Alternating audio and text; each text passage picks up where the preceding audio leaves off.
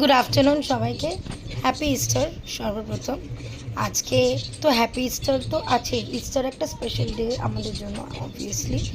তার সাথে আরেকটা ভীষণ ভীষণ ভীষণ স্পেশাল ডে, এটা হচ্ছে আমার মাইতি বাবুর বার্থডে। আমার সবথেকে প্রিয় মানুষ, যাকে ছাড়া আমার জীবনটা কিছুই না, অসম্পূর্ণ হতো। তো আজকে হচ্ছে তার শুভ জন্মদিন।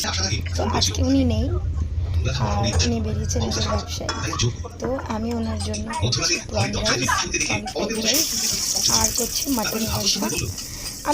আমি খুব ভালো রান্নি তো অবশ্যই নই, কারণ এই এখানে অনেকজনের চ্যানেল দেখি যারা ভীষণ অভিজ্ঞ রান্নি।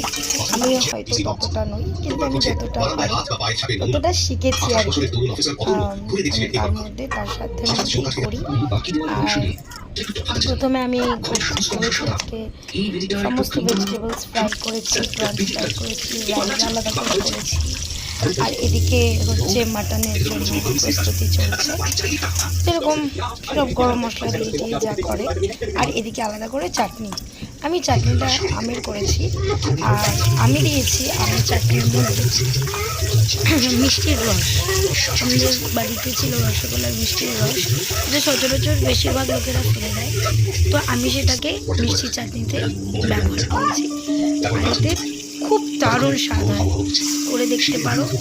অনেকে যারা ভীষণ ভালো রান্নি তারা নিশ্চয়ই জানে যে কোনো জিনিস ফেলা যায় না, সেটাকে রিইউজ করাই যায়।